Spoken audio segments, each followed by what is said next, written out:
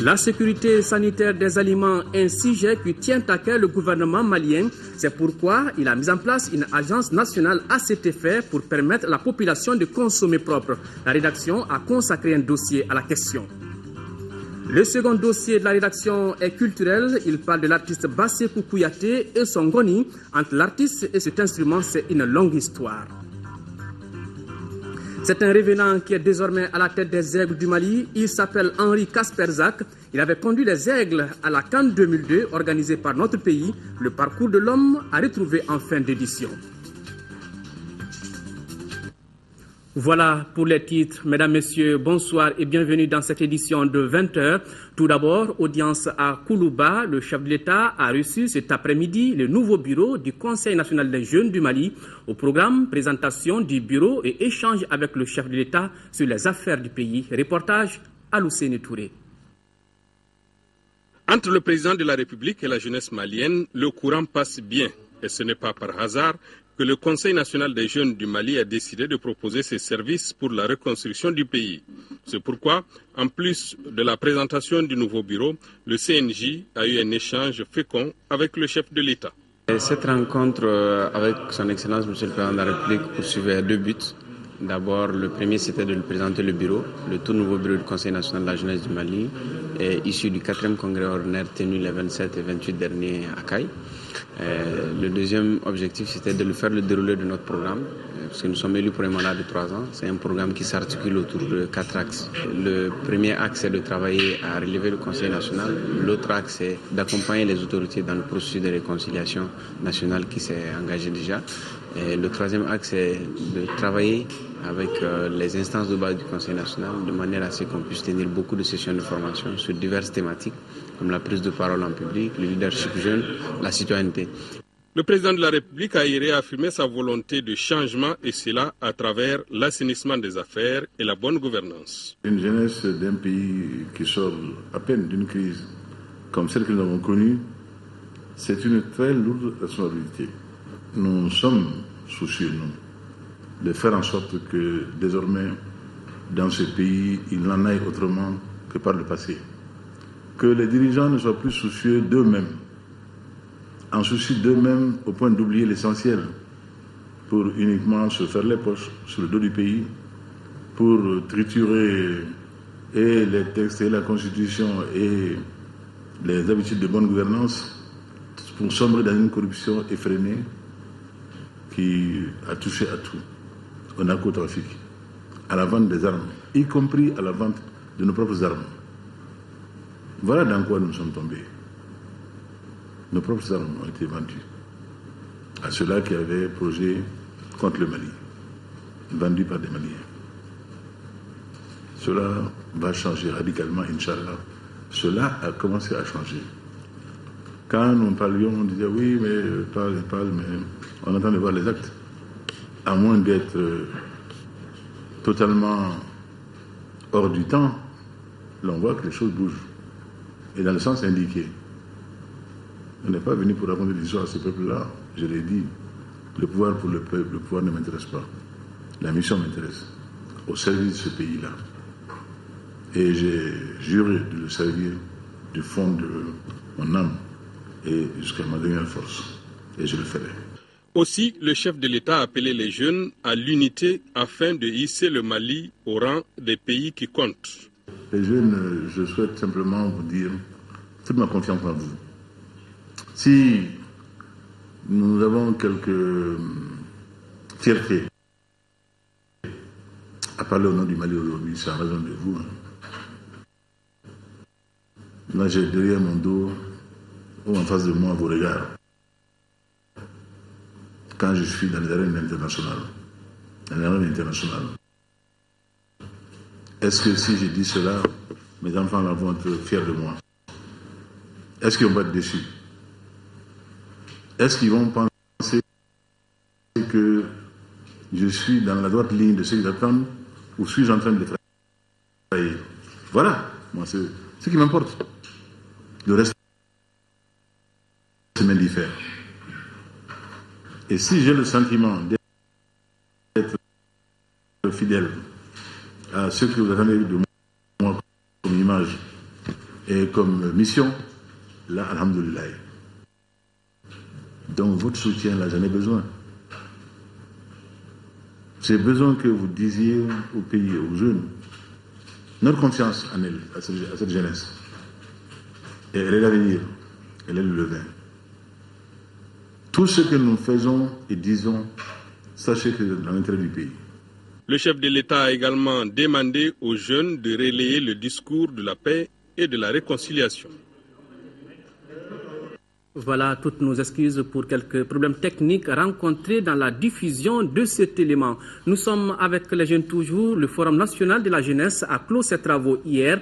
Après 2 jours de débat, les participants ont recommandé la promotion de l'éducation civique et citoyenne chez les jeunes, la promotion de la référence dans la gouvernance, la culture de la paix et de la solidarité en milieu jeune. Daouda Sidiki Diarra. 2 jours de conclave ont permis aux 300 jeunes venus d'horizons divers, du Mali et de la diaspora de faire l'état des lieux de notre jeunesse. À l'issue des débats, les participants ont déploré l'incivisme et le manque de formation des jeunes, la perte de nos valeurs sociétales. À ceci, il faut ajouter le désespoir des jeunes qui sont candidats à l'immigration clandestine. Pour relever ces défis, c'est toute une panoplie de recommandations qui a été formulée par ces jeunes. Il s'agit entre autres de promouvoir un changement de mentalité en vue d'engager le Mali dans la voie de l'édification d'un État émergent, le développement de la culture de la paix en milieu jeune, favoriser leur insertion socio-professionnelle et leur implication dans les prises de décision des politiques de l'emploi des jeunes, la promotion de l'entrepreneuriat jeune.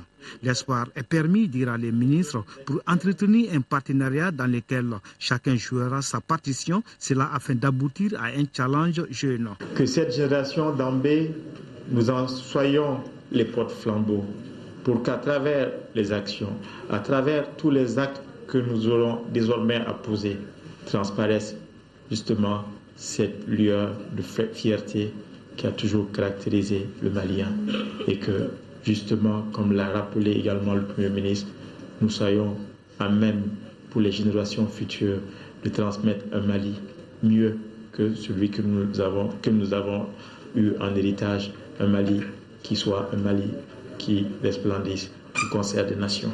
D'ores et déjà, le chef du département de la jeunesse et des sports a affiché sa volonté d'institutionnaliser et de déconcentrer ce forum dans les régions.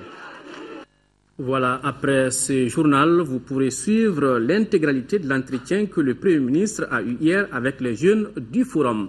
Dépistage du VIH-Sida dans les 6 communes du district de Bamako et des conférences débats sur la maladie à travers le pays. Ce sont là quelques activités prévues par le projet jeune du ministère de la Jeunesse et des Sports. Les responsables de ce projet ont procédé au lancement de leur activité de prévention du VIH-Sida en milieu jeune. Moussa Fani. C'est pour renforcer les mécanismes de lutte contre le VIH-Sida que le projet jeune du ministère de la Jeunesse et des Sports a initié des activités de prévention du VIH en milieu jeune. Parmi ces activités, le dépistage et la sensibilisation des jeunes sur les moyens de protection contre le sida. Nous avons utilisé certaines stratégies, notamment des stratégies portant sur la promotion du comportement, le bon comportement individuel, l'utilisation des préservatifs, ainsi que les stratégies biomédicales, notamment le conseil et le dépistage volontaire. Cette vision du projet jeune rime avec celle du département de tutelle. Le ministre de la Jeunesse a rassuré l'accompagnement de son département dans le combat contre le sida. Mon département s'attelera à accompagner la jeunesse à développer un grand leadership autour de la lutte contre le VIH-Sida afin de gagner le pari des 3-0 tels que consacrés par le principe de l'ONU-Sida, à savoir 0 nouvelle infection, 0 décès lié au sida, 0 cas de stigmatisation. La cérémonie a pris fin par la visite de la radio du projet jeune de Sokodonko en commune 6 du district de Bamako. Le chef des opérations de la Banque mondiale au Mali est en fin de mission dans notre pays. À cette occasion, le gouvernement a organisé hier soir un dîner en son honneur. On notait la présence à cette soirée de plusieurs membres du gouvernement et autres personnalités. C'est ce que nous dit Mohamed Ould Mamouni. Après plus de 4 ans de service au Mali, les autorités rendent hommage à Ousmane Diagana, chef des opérations de la Banque mondiale dans notre pays. Ce tamis du Mali a beaucoup contribué à raffermir les liens de coopération entre le Mali et la Banque mondiale. Il a tout fait pour aider en sorte que le partenariat Mali-Banque mondiale ne s'arrête pas pendant la crise. Grâce à son leadership, au bout de 6 mois seulement après la crise, alors qu'ailleurs la banque attendait 12 mois, 18 mois avant de venir évaluer la situation, il a eu les arguments nécessaires et avec l'appui du vice-président de la banque pour qu'une équipe vienne évaluer la situation et confirmer qu'effectivement on pourrait reprendre progressivement les activités. Nous avons eu une collaboration très franche, très conviviale. Il s'est montré un homme disponible, engagé pour la cause du Mali. Je dois dire personnellement qu'avec le département de l'environnement et de l'assainissement, nous avons des projets très intéressants ensemble pour lesquels il s'est donné corps et âme pour qu'ils puissent réussir. Si la coopération entre notre pays et la Banque mondiale a permis la réalisation de plusieurs projets de développement, pour Ousmane Diagana, les défis à relever restent énormes. En tant qu'acteur de développement, tant qu'il y a des enfants qui ne partent pas à l'école, tant qu'il y a des jeunes qui finissent leurs études et qui n'arrivent pas à s'insérer dans le marché du travail, tant qu'il y a des femmes qui meurent en couche, je ne peux pas être satisfait parce que ça nous interpelle. Ça nous interpelle en tant qu'institution de développement, ça nous interpelle en tant que partenaire du Mali. La prochaine mission de Ousmane Diagana le mène en Côte d'Ivoire. Fin du séminaire des secrétaires généraux et chefs de cabinet des départements ministériels et délégués. Pendant 2 jours, les administrateurs ont vu leurs capacités renforcées dans le cadre de l'organisation et le fonctionnement du travail gouvernemental, mais aussi dans le domaine des relations avec les usagers et les partenaires. Compte rendu, Moïse Traoré. Véritable mémoire de l'administration, les secrétaires généraux et les chefs de cabinet sont recyclés dans le cadre de leur mission de prise de décision. Ce n'est pas que nous venons d'innover. Il s'agit simplement de nous rappeler quelle est notre mission, de voir ce que nous n'avions pas et nous n'exécutions pas correctement, de faire en sorte que la collaboration au sein des départements entre le secrétariat et le cabinet se fasse dans les meilleures conditions. Je pense que ce séminaire nous permet de nous améliorer nous-mêmes dans notre gestion quotidienne et puis d'améliorer le rapport avec les collaborateurs internes et extérieurs et puis avec les usagers. Après l'évaluation du séminaire, les participants ont chacun reçu une attestation. Du président de la République dans le domaine de l'administration, je cite, « Nous ouvrirons les administrations publiques à de nouveaux modèles de gestion en vue d'améliorer la performance et de réconcilier les Maliens avec leurs institutions. » Fin de citation. C'est à travers vous que se concrétisera ce projet. L'expertise dont la trentaine de cadres a bénéficié pendant 2 jours est celle de l'École nationale d'administration ENA et du secrétariat général du gouvernement. Le monde des enfants, les tout-petits, se retrouvent à la Cité des enfants de Bamako. C'est en vue de prendre part aux activités des centres de loisirs sans hébergement, dont la cérémonie de lancement a eu lieu hier. Du 21 au 28 décembre, dans la convivialité et dans l'allégresse, les enfants, à travers chants et danses, vont livrer des messages sur les préoccupations et celles de la nation. Compte rendu, Fademba Keïta. Les centres de loisirs sans hébergement de l'année 2013 sont organisés dans le cadre de la célébration du 24e anniversaire de la Journée internationale de l'enfant. Il rassemble les enfants originaires de toutes les régions. Ainsi, au cours de cet espace de divertissement et d'apprentissage, les échanges vont porter sur des sujets d'intérêt commun. La cybercriminalité, la citoyenneté, le code de la route, l'environnement avec la récupération des déchets plastiques, entre autres. Cette année, les centres de loisirs sans hébergement remplaceront la Semaine nationale des enfants, mais servent des cadres d'activité de loisirs. Les centres de loisirs sans hébergement doivent répondre à certaines conditions indispensables qui sont la conception d'un projet éducatif. Ces moments de retrouvailles et d'échanges restent propices pour ceux-là qui constituent plus de la moitié de la population afin d'exposer aux parents et aux autorités certaines de leurs préoccupations. C'est une occasion vraiment riche parce que ça permet aux enfants d'échanger, de montrer leur potentiel et également aussi de communiquer avec leurs parents, de porter leur message. Ces activités sont conformes à la quasi-totalité des traités et conventions sur les droits de l'enfant ratifiés par le gouvernement de la République du Mali. La mise en œuvre des activités des 10 centres se justifie aussi comme étant une réponse à certaines dispositions de la même convention qui stipule que les États parties de la CEDEAO reconnaissent à l'enfant le droit au repos et au loisir, de se livrer aux jeux et à des activités récréatives propres à son âge et de participer librement à la vie culturelle et artistique. Au cours de leur passage, les groupes d'enfants, dans leur cri de cœur, prônent une paix durable pour le Mali, la scolarisation des tout-petits, mais condamnent l'exploitation des enfants et les violences qu'ils subissent. Autre temps fort de cette cérémonie, les prestations du mini-ensemble instrumental de la Cité des enfants, du Collège Horizon et la pose de la première pierre des nouvelles infrastructures de la Cité des enfants. Ce communiqué du gouvernement de la République du Mali, le gouvernement informe l'opinion publique nationale et internationale que dans la nuit du 16 décembre 2013, le juge d'instruction du 2e cabinet du tribunal de première instance de la commune 3 du district de Bamako a fait procéder avec l'aide de la police scientifique du service d'investigation judiciaire de la gendarmerie nationale en présence du procureur général près la cour d'appel de Bamako à l'exhumation au cimetière de Amdalaï, Bamako, de 4 corps, dont une femme. L'exhumation a été ordonnée par le cadre du dossier ministère public, dans le cadre du dossier ministère public contre X, Issa Tangara, Amadou Ayasanugo et autres pour enlèvement de personnes et complicité consécutif aux enlèvements du 30 avril 2012 survenus à Bamako.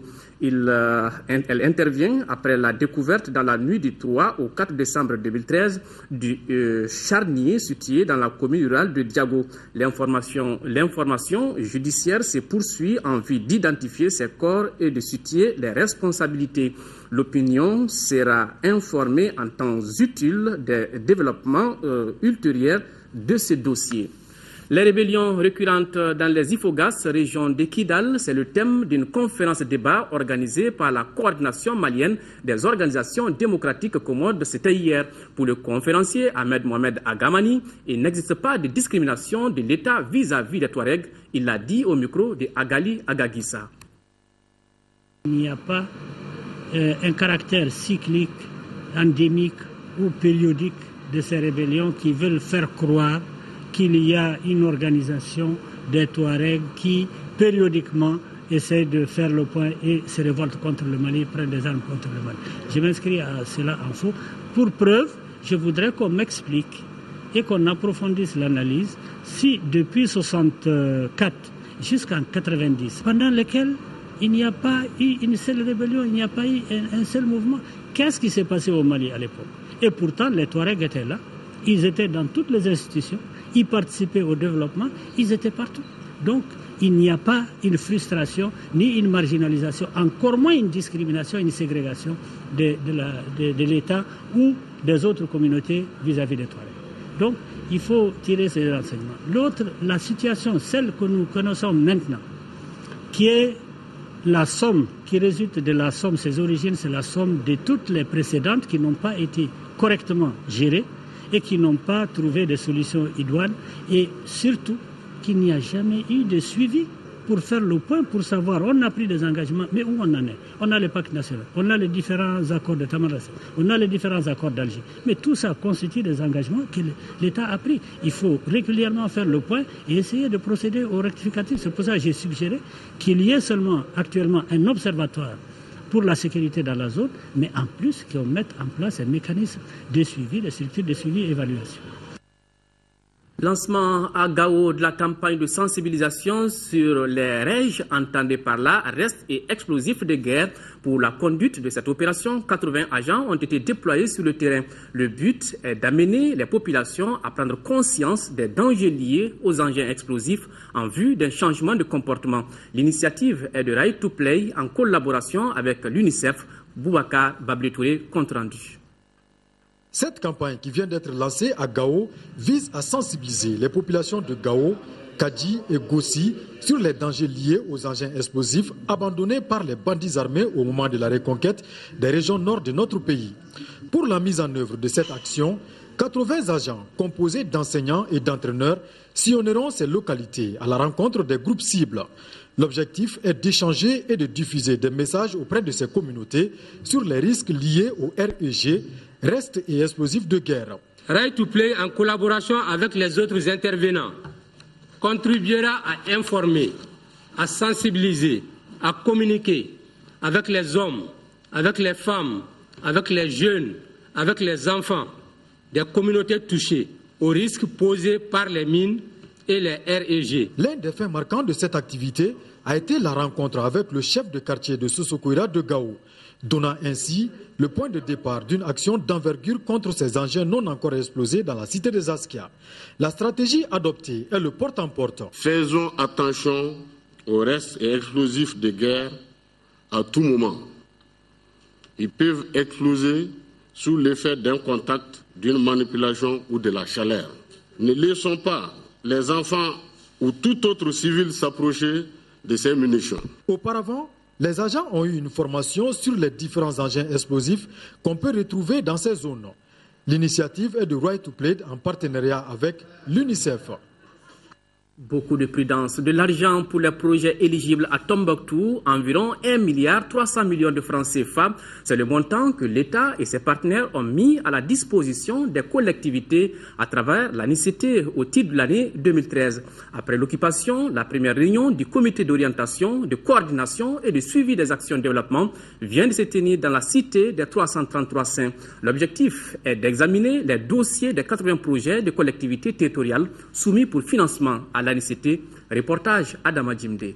Ce comité régional d'orientation, de coordination et de suivi des actions de développement est le premier du genre à Tombouctou après l'occupation.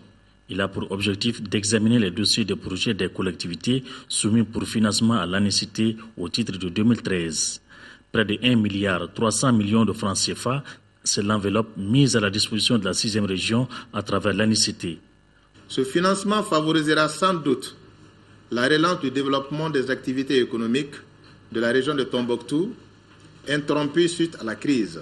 La présente rencontre a fait le point des 80 projets relatifs à l'éducation, à l'hydraulique et à la fourniture du bureau, cercle par cercle. Compte tenu de la situation difficile dans laquelle se trouvent les collectivités, le président de l'association des municipalités de Tombouctou a soumis une requête au CROCSAD. Ce CROCSAD doit être considéré comme un CROCSAD spécial pour donner la chance aux collectivités du Nord, Tombouctou, Gao, Kidal, pouvoir bénéficier des appuis de l'ANICT. Sinon, comment demander aujourd'hui à des communes qui n'ont pas fait de recouvrement, à des collectivités qui n'ont pas fait de recouvrement à leur niveau, à la mobilisation de leurs propres ressources, de payer leur quote-part? C'est l'ANICT, on voudrait qu'elle fournisse un peu d'effort. De faire une délibération par rapport à un projet ne doit pas vraiment être un blocage pour vraiment suivre correctement son projet. Il a été demandé aux collectivités dont les dossiers sont incomplets de prendre des mesures pour la régularisation dans le délai.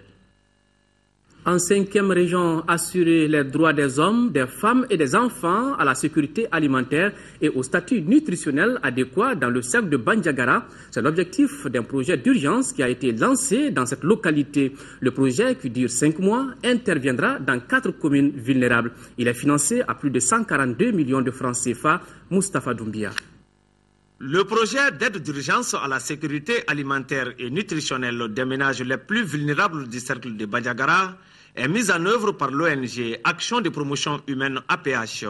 Il trouve son sens dans le fait que le cercle a reçu des déplacés suite à la crise du Nord, mais aussi le bilan de la campagne agricole n'est pas satisfaisant. Les activités principales concernent la distribution gratuite de 336 tonnes de mil pendant 2 mois et aussi la prise en charge de la malnutrition en tant que telle et l'accompagnement en termes d'AGR, les activités génératrices de revenus. Le projet couvre 39 villages des communes de Dandoli, Dukombo, Soroli et Wadouba.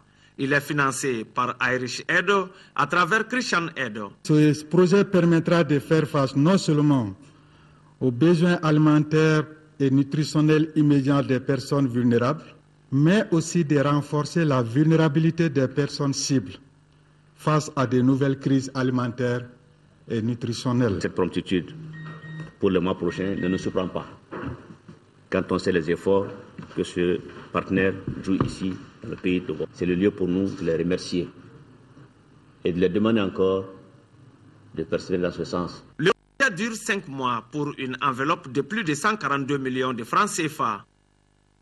L'interprofession de la filière papaye a tenu son assemblée générale constitutive à Ségou, c'était jeudi dernier. Il s'agissait d'une rencontre nationale initiée par le programme de diversification agricole PCDA en partenariat avec l'APECAM, alors pour mieux structurer les acteurs pour une meilleure productivité de la filière papaye du Mali. Ils ont pris part à cette assemblée nationale les représentants des régions de Koulikoro, Ségou et du district de Bamako. C'est ce que nous dit Fousseini Samaki.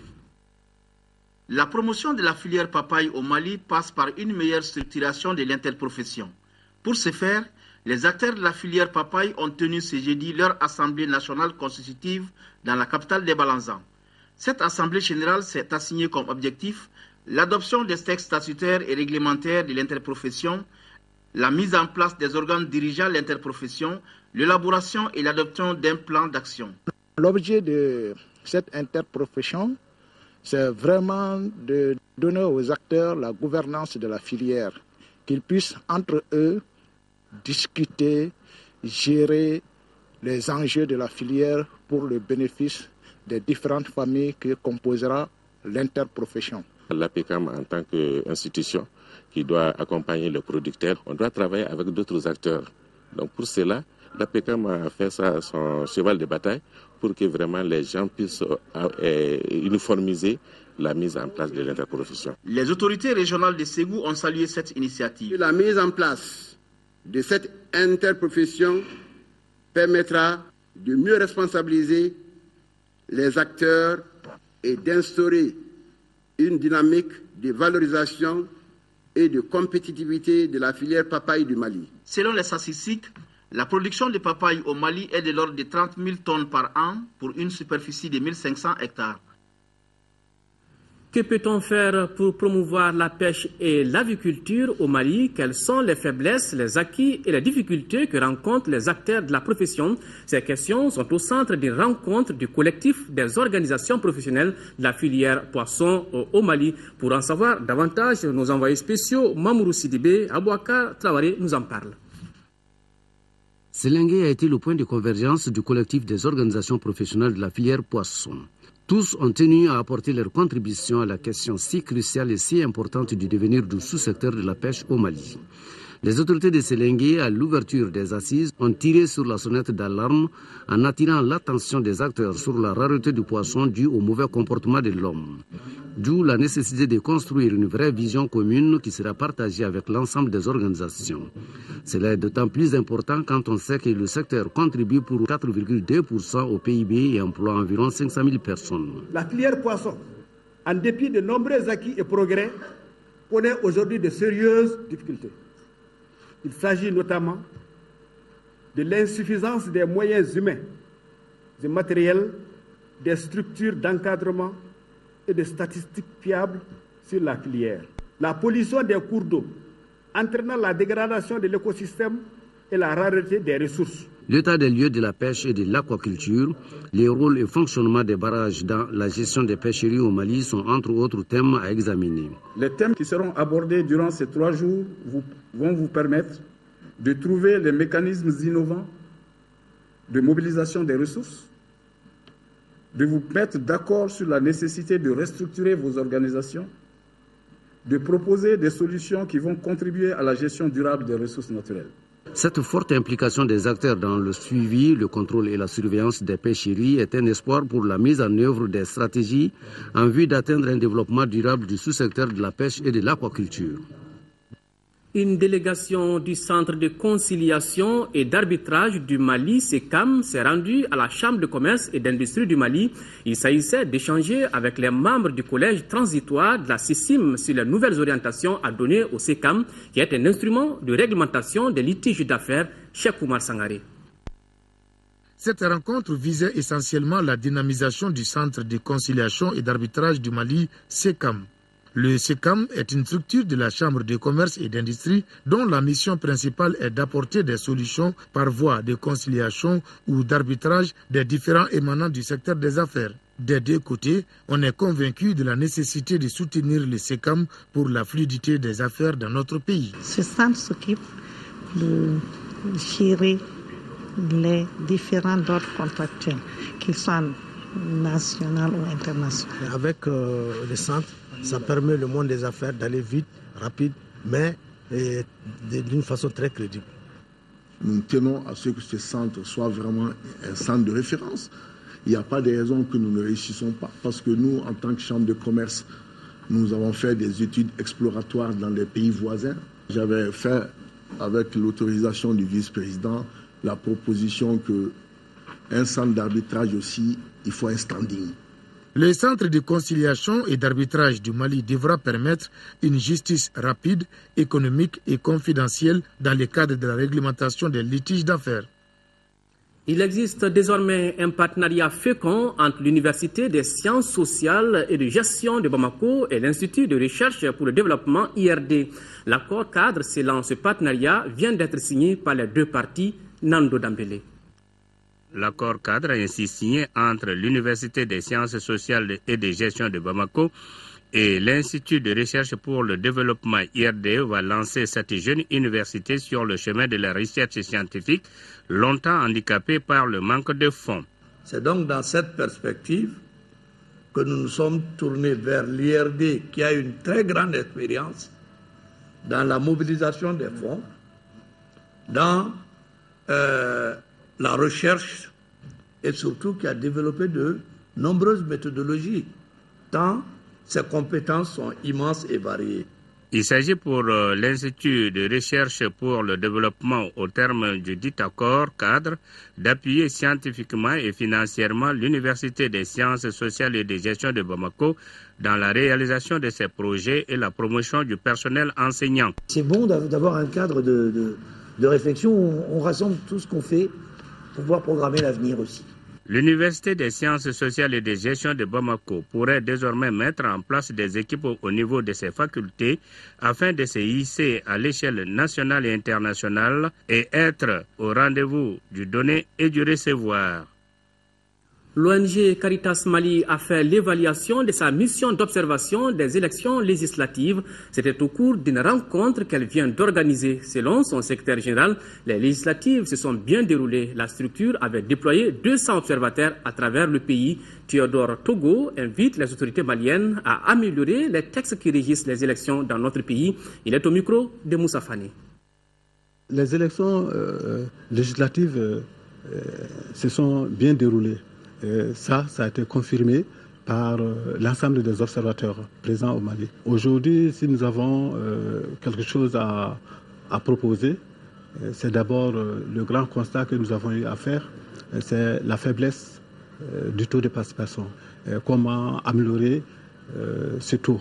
La conclusion vers laquelle nous sommes en train de partir, c'est qu'il faut revoir plusieurs choses. La Constitution, il faut voir ça. Les textes, la loi électorale, il faut revoir ça. Il y a certaines parties qu'il faut revoir. Et nous en profitons aussi pour jeter un coup d'œil sur ce que nous avons constaté suite à la proclamation des résultats. Nous avons constaté le nombre de femmes très faible. La Constitution, elle est bien, mais peut-être il faut voir quelques articles pour discrimination positive. Le reste de l'actualité nationale en bref nous est commenté ici par Mohamed Ould-Mamouni. Le nouveau bureau de l'Union nationale des élèves et étudiants des Médersa du Mali est dirigé par Yaya Kone. Il remplace à ce poste Aboubakar Boli. Il a été élu à l'issue du 2e congrès ordinaire tenu ce matin à Bamako. Élu pour 2 ans, le nouveau président entend poursuivre les actions de son prédécesseur.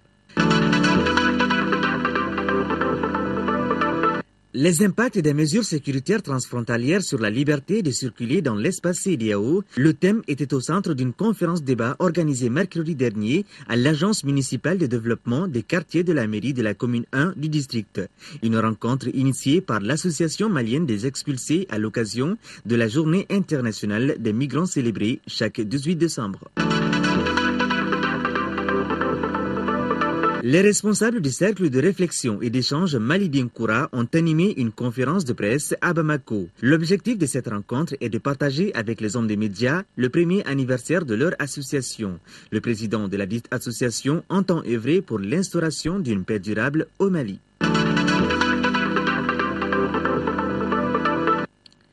Créer une synergie entre les différentes associations de développement de la commune de Kalabankoro, c'est l'objectif de Sigida Yele. Cette association vient de lancer ses activités. C'était au centre de référence de la dite commune en présence des autorités locales et municipales. Une cérémonie présidée par le ministre de l'Urbanisme et de la politique de la ville.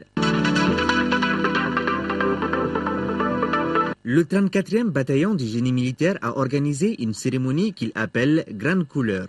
Grande Couleur permet aux autorités militaires de récompenser ceux qui ont fait valoir leur droit à la retraite. Ils sont cette année une cinquantaine à recevoir leur certificat de reconnaissance. La Chambre de commerce et d'industrie du Mali vient de doter la délégation de la CECIM de Tombouctou de matériel bureautique. Ces équipements ont coûté à la CECIM environ 10 millions de francs CFA. Les violences faites aux femmes et aux filles, le sujet était au centre d'une conférence-débat initiée par l'Union nationale des associations des femmes musulmanes du Mali. Les types de violences subies par les femmes, le point de vue de l'islam sur ces violences sont entre autres les points saillants de cette rencontre. Voilà, le premier dossier de cette édition est consacré aujourd'hui à la sécurité sanitaire des aliments au Mali. Pour que notre pays soit un modèle en Afrique dans la sécurité alimentaire des aliments, le gouvernement a mis en place une agence nationale à cet effet. L'objectif visé est que tous les Maliens mangent sain. C'est ce que nous dit Kayiyatou Kone, s'il vous plaît. Le Mali est un grand importateur et un grand producteur de produits alimentaires. Sur le marché, on y trouve un peu de tout. Du lait, de la farine, de l'huile, de l'eau minérale, des produits en conserve, de la volaille, de la viande, bref. Certains produits sont de bonne qualité, mais malheureusement, d'autres laissent à désirer. Dans les pays en voie de développement, les risques liés à la consommation des aliments sont 10 fois plus élevés que ceux des pays développés. C'est dans ce contexte que l'installation d'une structure de veille sanitaire dans ces pays relève d'une exigence. C'est pourquoi le gouvernement malien a créé en 2003 l'Agence nationale de la sécurité sanitaire des aliments ANSA afin de permettre à tout Malien de manger sain. Cette agence, l'une des premières en Afrique, elle a pour mission d'évaluer les risques liés à tout ce qui concerne les produits d'origine à consommation humaine ou animale. En plus de l'évaluation des risques, cette agence a pour rôle aussi de communiquer sur ces risques en direction des populations afin qu'elles puissent vraiment moduler leur mode de consommation en fonction des aliments qui sont propres à cet usage-là. Au cours de sa décennie d'existence, l'agence a mené beaucoup d'activités scientifiques et de communication sur les risques sanitaires liés aux aliments. Plus d'une centaine de produits alimentaires des unités et entreprises agro-industrielles ont été respectivement examinés et audités par l'agence. À travers une commission nationale des autorisations de mise sur le marché qui comporte toutes les compétences nationales dans les domaines, que ce soit l'agriculture, que ce soit l'élevage, les structures de recherche. Cette commission nationale d'autorisation de mise sur le marché, c'est elle qui a compétence au plan national d'autoriser tous les aliments qui sont sur le marché et soumis à la consommation humaine, y compris pour les produits à usage humain et les produits à usage animal. C'est-à-dire qu'aucun produit ne doit être mis à la consommation sans avoir reçu le quitus de cette commission nationale. Mais malheureusement, ce logo est méconnu par beaucoup de consommateurs.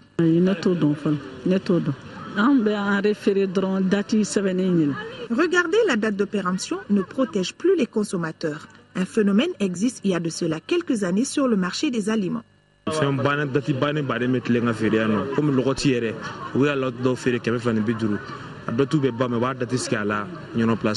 a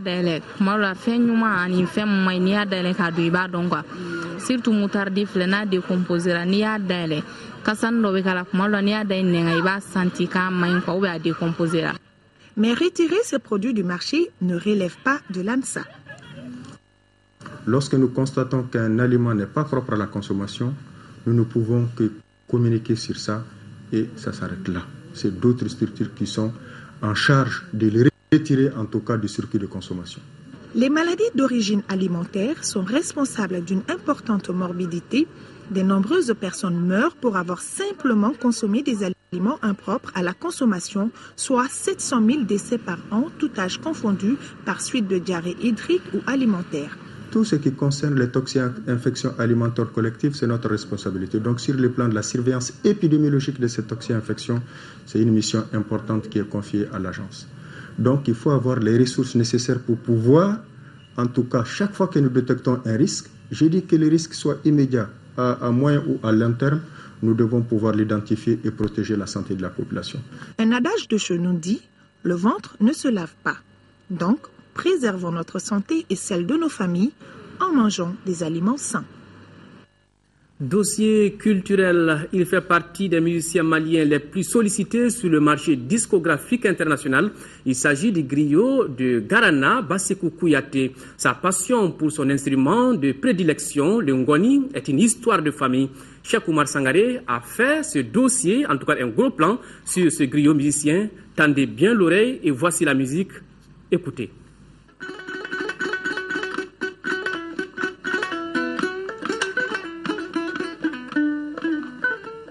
Le ngoni est un instrument qui fait partie de la famille de la cordophonie. Instrument lyrique et de percussion, le ngoni rehausse les rythmes du Mali depuis la nuit des temps. Un artiste musicien a pu, de par son talent, associer son nom à celui de cet instrument. J'ai nommé Bassekou Kouyaté. Ce griot du village de Garana, dans le cercle de Baraouli, a vu le jour en 1966. À l'âge de 7 ans, il est inscrit à l'école fondamentale du village qu'il abandonne très tôt au profit de l'école coranique. Déjà à 11 ans, il était à l'école de son père, l'école du Ngoni, qui lui aussi a hérité de ses pères et grands-pères. Mon père, Feu Moustapha Kouyaté, était un très grand joueur du Ngoni. Donc j'ai appris à jouer avec mon père. Donc moi, mes enfants aussi, ils ont commencé à jouer les mêmes instruments. C'est toute une histoire qui se dessine entre Bassekou Kouyaté et le ngoni. Un instrument que l'artiste modifie à hauteur des tonalités recherchées. On a ajouté quelques cordes. Moi j'ai 7 cordes, 9 cordes. Quand je joue seul, j'ai joué avec 7 cordes. J'ai la ligne de base pour l'accompagnement. Comme ça je suis libre de faire des solos, l'accompagnement, la basse. C'est pourquoi on a fait quelques recherches. On a vraiment amélioré cet instrument. Bassekou chante très peu.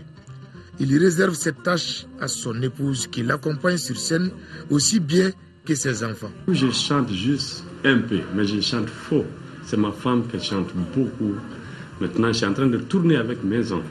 Bassekou Kouyaté a dans son compteur 4 albums qui sont Enfants de Garana, le tout premier et le seul national, Sego Blues sorti en 2008, I Speak Fula, Je parle Peul en 2010 et Djamako de cette même année. Ces 3 derniers albums sont tous internationaux. L'artiste promet un nouvel album courant 2014. Avec son ngoni, Bassekou Kouyaté a fait le tour des plus grandes scènes du monde. Mieux, il a reçu plusieurs distinctions honorifiques, entre autres les prix du meilleur clip Tamanindor en 2007 ici à Bamako, du meilleur album en 2008 en Angleterre, c'était avec Sekou Blues. Récemment, en 2013, l'enfant de Garana décroche le prix Africa Festival Award en Allemagne.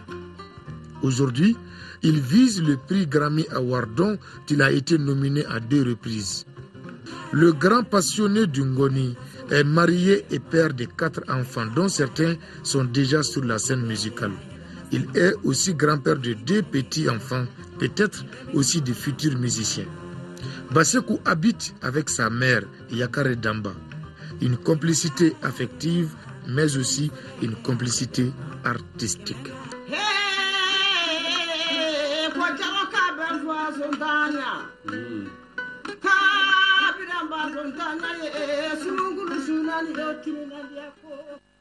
Nous sommes en culture et nous y restons un moment. La nuit du rire, 6e édition, c'est ce soir au Palais de la Culture de Bamako avec des comédiens comme Bakary Bamba de la Côte d'Ivoire, les Amazones de l'ORTM et tant d'autres artistes. Selon les spécialistes, le rire a des vertus thérapeutiques. Alors tous au Palais de la Culture, c'est à partir de 21h. Je vous l'annonçais en titre, Henri Kasperzak est le nouveau sélectionneur des Aigles du Mali, celui qui fut entraîneur des Aigles lors de la CAN 2000. 2002, ici même au Mali, a été choisi par les responsables du football malien pour sa grande expérience. Le franco-polonais de 67 ans aura pour mission d'amener l'équipe du Mali le plus loin possible à la CAN 2015. Henri Kasperzak a dirigé également les équipes de la Côte d'Ivoire, du Sénégal et du Maroc. Khalifa Nama Traoré revient sur son parcours. Henri Kasperzak retrouve les Aigles du Mali presque 12 ans après les avoir quittés. C'est lui qui a dirigé la sélection nationale du Mali de novembre 2001 à la fin de la CAN 2002, a été choisi par le comité exécutif de la Fédération malienne de football pour son expérience personnelle, sa forte personnalité, sa connaissance de l'Afrique et de ses réalités, mais surtout sa connaissance du football malien et de son environnement. À 68 ans, il est né le 10 juillet 1946 à Zabrze, en Pologne. Henri Kasperzak a été comme joueur champion de Pologne en 1973 et 1976 avec Stal Mielec, troisième de la Coupe du Monde 74 en Allemagne avec la Pologne, footballeur polonais en 1976. Sa longue carrière débutée en 1958 se termine au FC Metz en 1979, le seul club français où il a évolué durant une saison avec un certain Cheikh Diallo. Henri Kasperzak opte pour la tenue d'entraîneur dans le club lorrain pour ensuite servir l'AS Saint-Etienne, Strasbourg, Racing Club de France, Lille, Bastia, Wisla Cracovie, Comic Zabrze, Kavala. Comme sélectionneur, Henri Kasperzak n'a connu que l'Afrique. Il conduit la Côte d'Ivoire à la 3e place de la CAN 1994 en Tunisie, dirige la Tunisie durant 4 ans avec une place de finaliste à la CAN 96, le Maroc en 2000, le Mali de novembre 2001 à février 2002 et le Sénégal 2006-2008. Kasperzak se doit de qualifier les Aigles du Mali pour la Coupe CAN 2015 au Maroc et faire mieux qu'en 2012 et 2013 où le Mali a obtenu la 3e place. Le contrat de 15 mois qui le liera à la Fédération malienne de football à partir du 1er janvier 2014 pourrait connaître une prolongation en cas de très bonnes performances. Bienvenue donc à Henri Kasperzak. Nouvelle sportive encore, en match amical, le Ghana et le Mali ont concédé le nul 0-0. Les deux sélectionnaires préparent la phase de poule du championnat d'Afrique des Nations CHAN prévu du 11 janvier au 12 février 2014 en Afrique du Sud. Voilà, c'est tout pour cette édition. Merci de l'avoir suivi. Autre rendez-vous demain 10h-13h. Retrouvez Aïssata Ibrahim Maïga et pour les éditions du soir, Aoué Touré. Au revoir et qu'Allah bénisse le Mali.